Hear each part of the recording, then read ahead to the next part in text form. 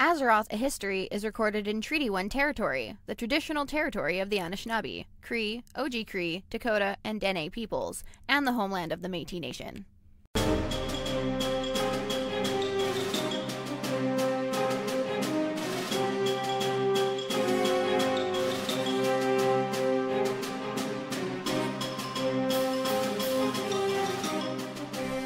Welcome to Azeroth, a History, a look into the history of Azeroth and how it pertains to World of Warcraft today.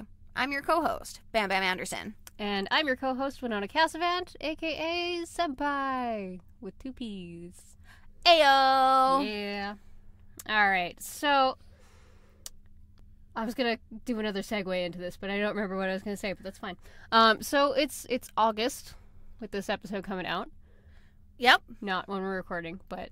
Yeah. You don't need to know that because magic of editing and release date. It's August today. But you might not be aware of this, Bam Bam. Ooh. But a lot of us players of World of Warcraft are very, very, very much hyped for this. World of Warcraft Classic is coming out later this month. Ooh. Yeah. Oh boy. And they're making it exactly as it was back in the day with you couldn't multi tap targets, so if one person got it, that was all that got it. Unless you were in the party. Oh, yeah, that's gonna be fun. But I was looking into what we were talking about in the past, and I noticed I kind of cover a lot of like alliance-centric topics, even though I am myself am largely a Horde player. A lot of it being around Night Elves and Draenei, and I mentioned one orc, and that's about it. So, well, that's just bad representation. I know. I'm sorry. You know what? I did mention some goblins, which I mean, if I remember correctly, goblins weren't that great. I mean, they're like Ferengi from Star Trek. I need to make you watch some Star Trek just so you can understand what Ferengi are. I mean, good luck. Okay. Basically, they're super, super greedy, and all they care about is profit. Oh, so they're like the goblins from Harry Potter. Yeah. Exactly. Actually, yeah. I don't know why I didn't make that. That's... Wow. Okay, I gotta double-check my nerd card there. But I figured let's take a look at some more Horde-centric things, and something that sort of shaped the world of Azeroth at its inception, through Warcraft 3 and on. I will say we do deal with some alliance in here too, so it's not entirely Horde-centric, but hey, you know what? It's something. Yeah! Yeah. Okay. You got that! Yeah. So I have made mention before that the Burning Legion has had their hands in a lot of pies. Ooh. Tell me more. This is not an American Pie joke. One of those pies, though, being playing with necromancy. Oh, that's just dirty. I know you're going to like this episode. I'm going to mention... No, okay. So... Not necrophilia. Hands in necromancy pies just sounds like fingering dead pussy. I'm sorry. Like... Oh my god! Like, that's the first thing that popped into my head. Like, guaranteed. Fa-poom! Like, light on. She's talking about fingering dead pussies. I really need to rethink how I word shit when I write.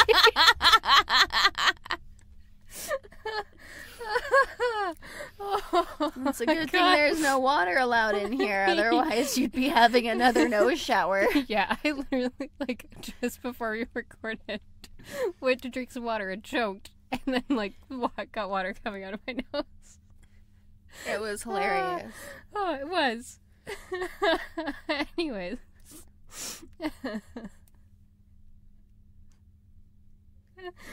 Oh, shit.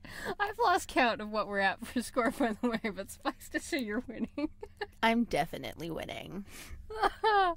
Okay, so I'm going to mention some people by name, but I'm not going to delve too far into their stories. So fair warning, it's like very, very general topics. But we will be going into them in the future because they're super interesting topics. Ooh. Yeah. So the start of necromancy in the Warcraft universe falls directly under Kil'jaeden, who I think you remember from previous episodes was one of Sargeras's like commander dudes. Yes. And Ner'zhul, who is an orc shaman. Mm. Back before the orcs came through the dark portal from their home world to Azeroth, Ner'zhul was chieftain of the Shadowmoon clan of orcs, and an elder shaman. He had a deep connection with the spirits and communed with the ancestors often.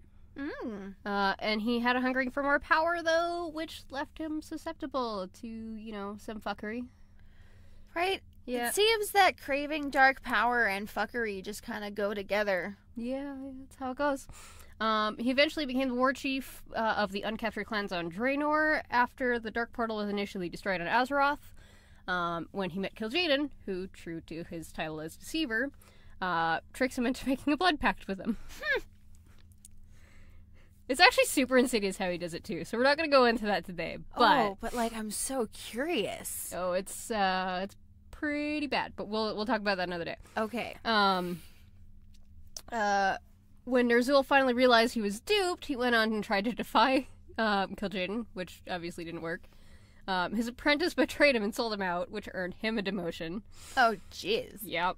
And we're going to do some time travel here because it's a little bit before we get to the actual necromancy. Mm-hmm. But I need to show the beginning of that relationship between Kil'jaeden and Ner'zhul. He eventually did come back into power as war chief when he tried to defy Kil'jaeden again. Okay. He opens the portals, and as soon as he stepped in one, Kil'jaeden trapped him, Aww. tore him apart, Aww. literally, kept his spirit alive, Hmm. much like Sargeras with Xavius, which you might remember. That was a while ago. It's ringing some bells, maybe. Yeah, it was a long time ago. Doesn't sound very nice. No. It sounds Kind of fucked up. pretty fucking terrible, yeah. And then Kil'jaeden forced Ner'zhul to serve him again, Of course. and bound him to the Frozen Throne. So this is Sounds painful. Yeah. This is quite literally a crystal of ice to house Ner'zhul's soul, which is also the birth of the Lich King. So he's not Ner'zhul anymore, he's the Lich King. Okay. Yeah. And then Kil'jaeden tosses it onto Azeroth, where it lands in the Ice Crown Glacier in Northrend. So it's like finding a needle in a haystack type of thing, because it's just ice and ice. Kind of, yeah. I mean, we don't have any, I couldn't find any actual art of, like, what it looked like. But it had to look different somehow. Right? I don't know. Is he trying to find him again, or is he just throwing him there for exile forever? Let's get to that. It's at this point that the Lich King starts forming an army of the undead called the Scourge, and it's one of the 4 undead factions in Azeroth still around today. Okay. The others being the Risen, the Forsaken, and the Knights of the Ebon Blade. Sweet. Yeah, so we're only here to really talk about the Scourge and the Forsaken today, because that's what we're here to talk about. Yeah, take that, other two. The Knights of the Pointies and the fucking other ones. I don't know. Fuck. Knights of the Pointies. No, it's because those come in like a couple expansions later. All right. But we will get to those at some point. Oh, yeah. There's so many future episodes. Yes. Oh, I have fucking years, man. I can do this forever. Woohoo! But the plan at this point was to weaken the forces of Azeroth to kind of bring the Legion back and just kind of decimate the planet. Just kinda. Yeah. Just like maybe kind of decimate the whole thing. And then corrupt it, and yeah. One thing he does here is he corrupts someone pretty surreptitiously. The human prince Arthas Menethil, who I can't say his name today, apparently. Arthas Menethil. Don't yawn.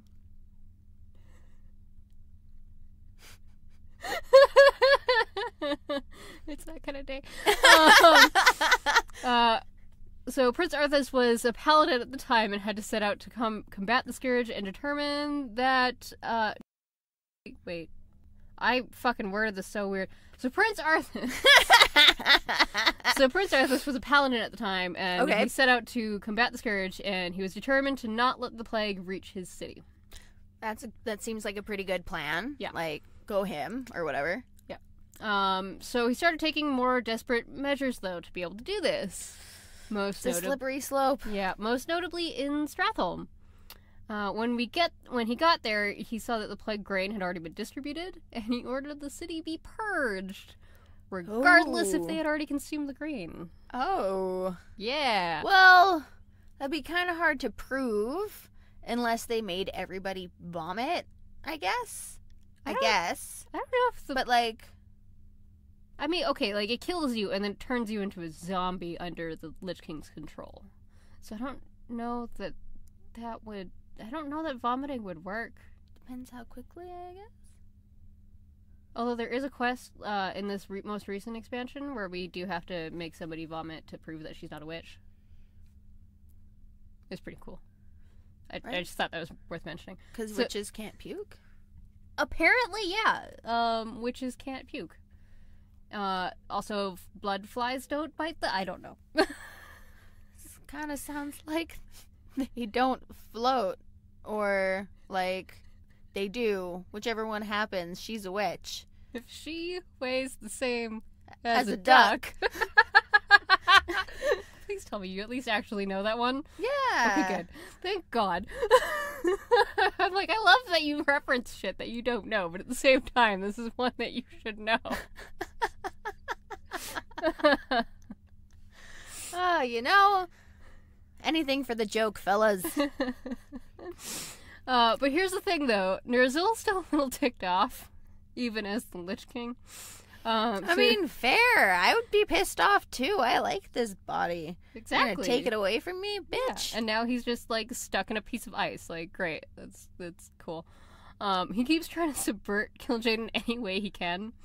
And so much so that Kil'jaeden gets ticked off with him and sends Illidan to go kill him. Oh my gosh.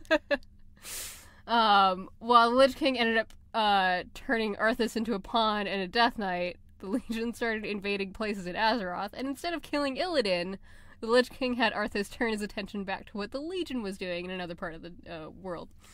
Well, that was dumb. Yeah. Eventually, Illidan did try to end the Lich King again by using a spell targeting the Frozen Throne. It was stopped before it finished, but it did something very important. It weakened the Lich King's mind control powers on some of the Scourge. And some of the undead regained their free will, including a dead high elf named Sylvanas Windrunner, who was raised as a banshee, and she led the rest of the newly freed Scourge. Mm-hmm. And she also helped free a lot of them too. Like she had to help them break through that hold. But here's the thing: when they all tried to return their families, elf and human alike, they were met with fear. Yep. Because you're the rotting corpse of my loved one. Yeah. That's fair. That's fair. Corpse bride and whatever. Yeah. Yeah, we can go there. Jack and Sally. Although, they're not really rotting, are they? No, he's a skeleton and she's just a doll. Yeah. God, that's so weird. Okay. Where am I? Here. Okay. Basically, everyone who's still living thought that the undead were still slaves to the Lich King, which is what led to the name Forsaken. Okay. So they're like, we've been forsaken by our families and loved ones, so let's go away. At this point, the Scourge still existed as part of the Lich King's army, and they still moved into different parts of Azeroth, but the Lich King was largely silent for a long time following the fall of Arthas. The Forsaken made allies with the Horde after being scorned by their former families. Okay. But the Horde really didn't trust them at all. But there were some in the Horde that were like, maybe they can be redeemed somehow. So the war chief at the time, Thrall, was like, okay, yeah, we can be allies. Well, that's nice. Yeah. Allies are good. Mm-hmm. But what does this have to do with Classic, and what does this have to do with now? I don't know. Let's find out. You probably guessed, though. We have to check the auction house first. Of course. It's like I have a plan or something, and how every episode's supposed to go. If you like what we do, consider donating through our Patreon at patreon.com/senppaiandbambam. Remember, senpai with 2 P's. And if you're unable to do that, we would also appreciate a review on Apple Podcasts or any other podcast service you use. It helps us open... blah, blah, blah, blah. It helps open us up to a wider audience. You can also share us with your friends, family, guildies, whoever. Just let us touch your family. Okay, that sounded a lot creepier than it should have. Also, if you want to get in touch with us over on Discord, there will be a link in the show notes to join that. It is open to everyone, but there is a patron-only section. Patron only, exclusive, only if you're patrons. So You can also email us at senppaiandbambam@gmail.com, and we will find a place to answer your questions. Okay. So right now, as of this point, this doesn't have a lot to do with Battle for Azeroth, aside from the fact that Sylvanas is currently the War Chief of the Horde. Okay, cool. Yep. Characters. Yeah.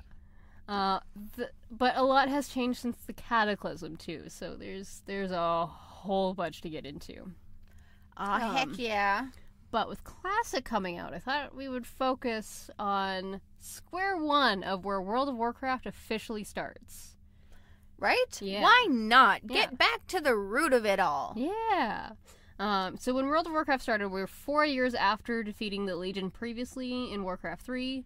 And the Horde War Chief Thrall has accepted the Forsaken as allies, which pisses off the Alliance. Mm-hmm. They're like, how could you?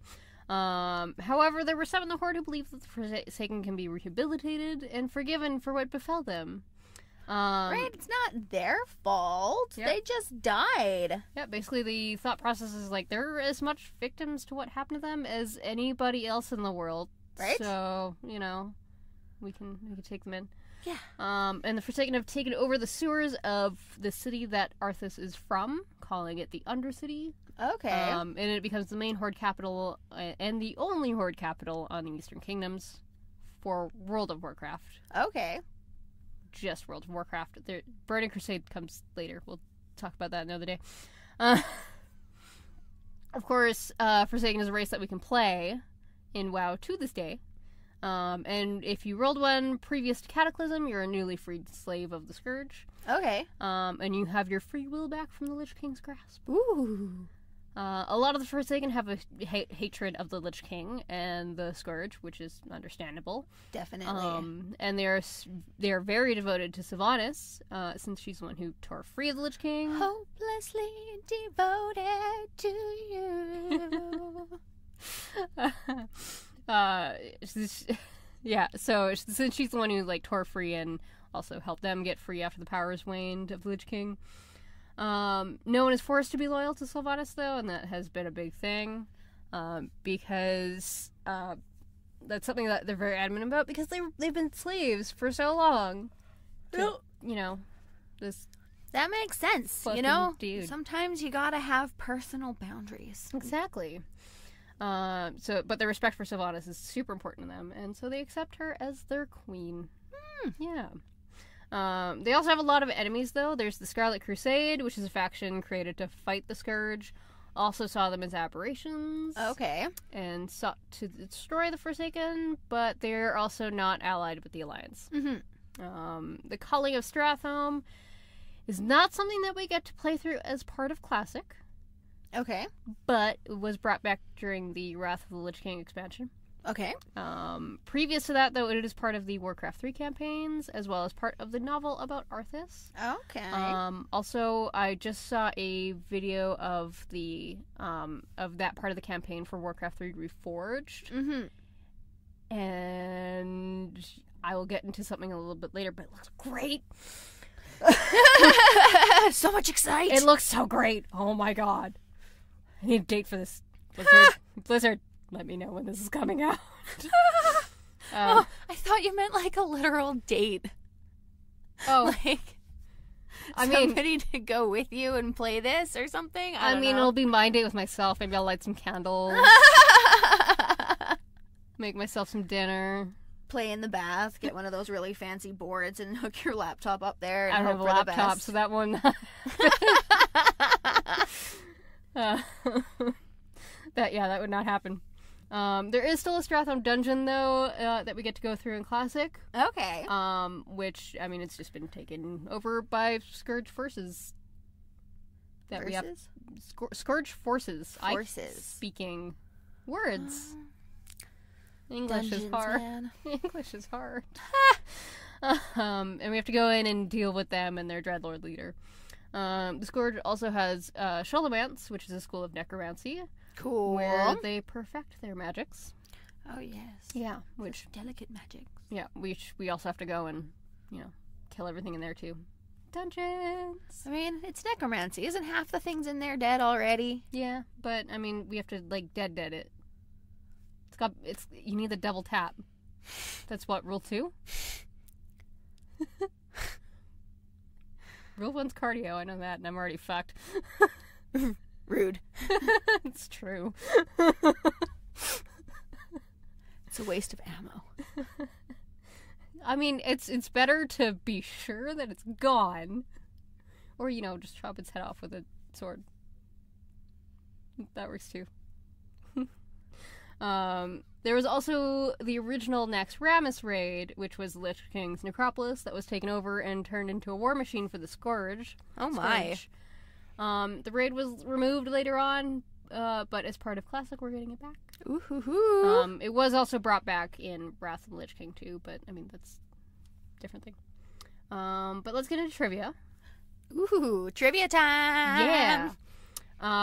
Also, finding just pre-Wrath of the Lich King trivia for this was a little bit tough, because I know so much more than just all of this. So it was really hard to be like, okay, no, I can't put that in there. I have to do this later, because it doesn't fit in here. So Arthas was played by Justin Gross in Warcraft 3, and Patrick Seitz has played him since the beginning of WoW. And when I watched that video of the Calling of Stratham campaign, that was definitely Patrick Seitz's voice. So I think they redid all the voices too. Yay! Makes me very happy. I'm doing the nerd shake. It's pretty adorable. I'm so excited. Illidan was voiced by Matthew Yang King in Warcraft 3, taken over by Liam O'Brien in WoW. Okay. Thrall has been voiced by Chris Metzen since the beginning, because it's Metzen. Sylvanas was voiced by Piera Coppola in Warcraft 3, and taken over by Patty Matson for WoW. Okay. And I did link it on our Discord. she released a video of her singing the Lament of the Highborn on her birthday. That's pretty cool. Year. Did you not watch that? You might. Okay. I'll have to link it to you again, but she did such a good job. I love it. BlizzCon usually, or at least it did when I went, has a large frozen throne that you can go sit on and get a picture. Ooh, that sounds cold. It's made of not ice. Okay. Well, that's not as fun. No. I wish I had a picture of it with just me, but it's a picture of me with my ex, and so that will not be shared. Aw. Sorry. Boo. Just put one of those stupid angry face emojis over him. Well, I mean, he has the Lich King helmet on, but it's still the fact that I'm sitting on his lap, and it's no.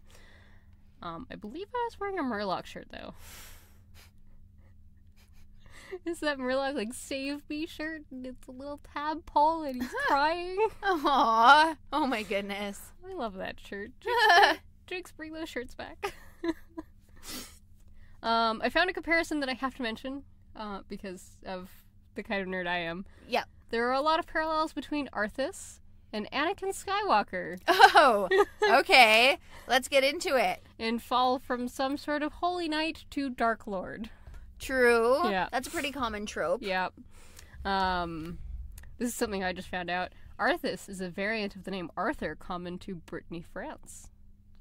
Ooh, like King Arthur. Yeah. Oh. I didn't know that before. I mean, I'm not surprised by that. When you said Arthas, I was like, oh, that kind of sounds like Arthur. Well, I mean, it makes sense now. But I didn't realize it was actually a variant of the name Arthur. It's cool. I mean, I'm a nerd. Leave me alone. You can read more about Ner'zhul and Rise of the Horde by Christy Golden, as well as Beyond the Dark Portal by Christy Golden and Aaron Rosenberg. You can read more about Arthas in the Rise and Fall, and his Rise and Fall in Arthas, Rise of the Lich King, also by Christy Golden. You can also play through some storylines in Warcraft 3, as well as Warcraft 3 Reforged when it releases, which I'm pretty sure they've redone all the voices on, and I'm so excited! Not that the original voices weren't good, but I have a certain love for my WoW voices. Especially Patrick Seitz. Yeah. Although I have a really hard time hearing his voice and not being like, I really want to watch Hellsing now. Of course, I will be talking a lot more about this in the future, including playthroughs of the Warcraft RTS games on YouTube at some point, while also looking for the lore while sucking terribly at RTS games. Nice. I'm really bad at them, so Oh, that's... You got this. Sure. I'm really bad at them. I'm sure you'd beat me. Well, I mean, maybe, but you don't really game, and yeah, all I really do is sit on my computer. Such is life. Okay. I spend a lot of time writing these days and researching, and That's so good. much time researching. That's good. Keep Yeah. yourself busy. Yeah. But yeah, that about does it for today. Woohoo! We would like to thank the Winnipeg Public Library. We record at the Millennium Library in their beautiful Idea Mill makerspace. Our intro and outro music is by Kevin MacLeod. You can find his work on his... you can find all of his work on his website, incompetech.com. I'm having an issue with English.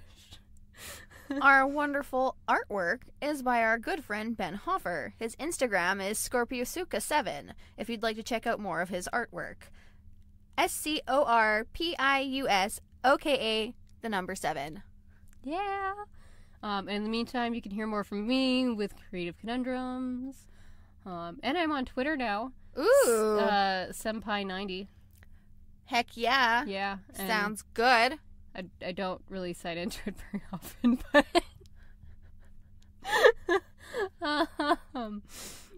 but yeah, I'm there, and then I will be on YouTube soon. And Heck yeah. Yeah. Exciting stuff. I can be found only if you fill a drum with the certain stones and shake them wildly in the woods at the right time of night. I'm sorry. I can't tell you what stones. I can't tell you what time. Bam Bam, the mythical creature of Winnipeg. Trial and error, guys. I hope I wish you luck. I also wish you luck on this. But until next time... Bye! That was not a good sign off, no. So I've been Senpai, I'm Bam Bam. and we'll notice you next time. Bye.